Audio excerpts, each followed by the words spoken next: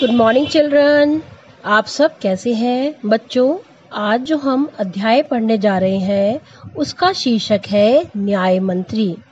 बच्चों, चक्रवर्ती अशोक सम्राट का नाम तो आप सबने सुना होगा। वह अपनी शक्ति, सूझबूझ तथा न्याय के लिए प्रसिद्ध थे।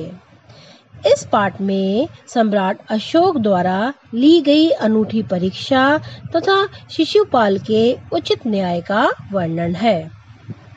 संध्या का समय था। चारों ओर अंधकार फैल चुका था।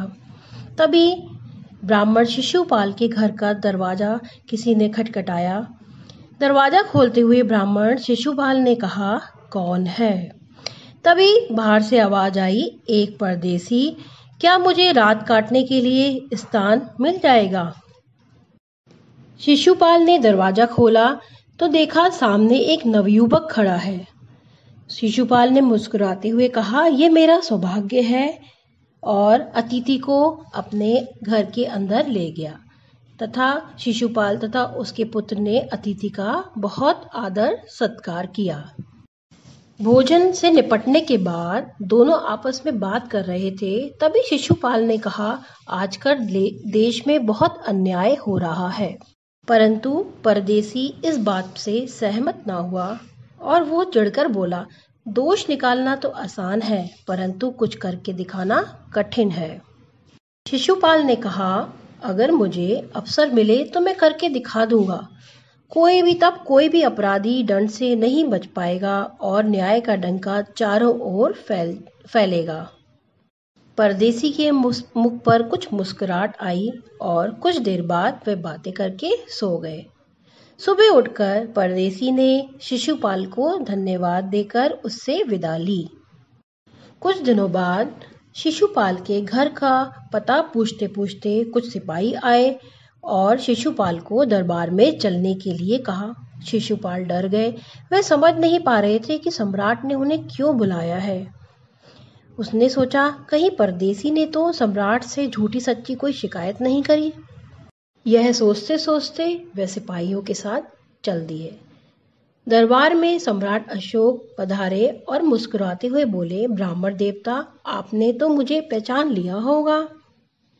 याद है आपने कहा था, यदि मुझे अवसर दिया जाए तो मैं न्याय का डंका बजा दूंगा।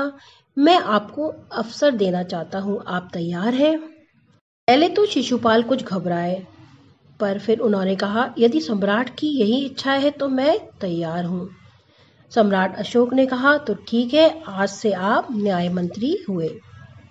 उन्होंने शिशुपाल ने राज की समुचित व्यवस्था करना प्रारंभ कर दिया और सब तरफ शांति रहने लगी।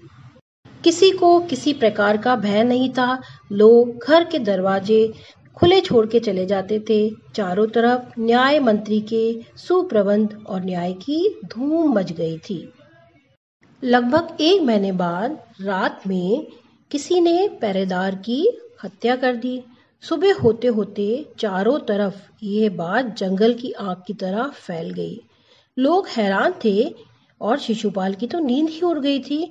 वह अपराधी का पता लगाने के लिए दिन रात एक कर दिया उन्होंने। बहुत प्रयत्न करने के बाद जब अपराधी का पता चला तो शिशुपाल को बहुत आश्चर्य हुआ, क्योंकि स्वयं सम्राट ने ही पहरेदार की हत्या करी थी। सम्राट को अपराधी घोषित करना बहुत कठिन काम था। शिशुपाल करे भी तो क्या करे। एक और वे न्याय मंत्री थे तो दूसरी ओर वो सम्राट के सेवक थे।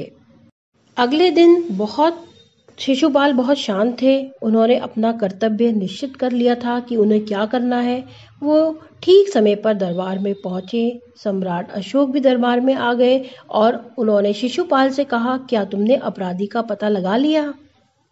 शिशुपाल ने कहा, जी महाराज, और राज्य के एक अधिकारी को इशारा करते हुए बोले कि सम्राट स्वयं अपराधी हैं और उन्हें गिरफ्तार कर लिया जाए।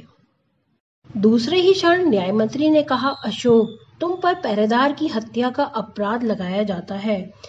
तुम इसका उत्तर क्या देते हो? क्या तुम अपराध स्वीकार करते हो? सम्राट अशोक ने कहा, हाँ, उसे मैंने ही मारा है, क्योंकि वो बहुत उद्दंड और बदमाश था। सारी सभा में सन्नाटा छा गया। कोई कल्पना भी नहीं कर सकता था कि सम्राट को अपराधी घोषित कर दंडित भी किया जा सकता है। न्याय मंत्री का निर्णय सुनकर सम्राट ने सिर झुका लिया। वे शिशुपाल की परीक्षा लेना चाहते थे।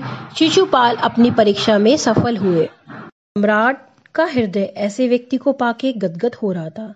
तभी न्याय मंत्री का संकेत पाके एक कर्मचारी सम्राट अशोक की सोने की मूर्ति लेकर उपस्थित हो गया। तभी न्याय मंत्री ने खड़े होकर कहा, सज्जनों, ये सच है कि मैं न्याय मंत्री हूँ और ये भी सच है कि अपराधी को दंड मिलना चाहिए, परंतु अपराधी और कोई नहीं, स्वयं सम्राट है।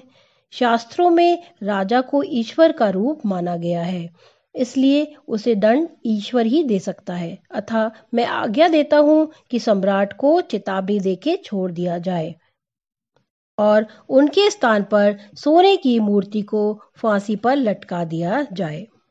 न्याय मंत्री का न्याय सुनकर सभी लोग उनकी जय जयकार कर उठे। जब सब लोग चले गए तो शिशुपाल ने राजमुद्रा सम्राट अशोक के सामने रख दी और बोले, महाराज, ये राजमुद्रा वापस ले लें, मुझसे अब इसका बोझ नहीं उठाया जाएगा। अशोक ने सम्राट सम्मान भरी दृष्टि से उनकी ओर देखते हुए कहा कि आपने मेरी आंखें खोल दी हैं। आपका साहस प्रशंसनीय है। यह भार आपके अतिरिक्त कोई और नहीं उठा सकता। न्याय मंत्री यह सुन के निरुत्तर हो गए।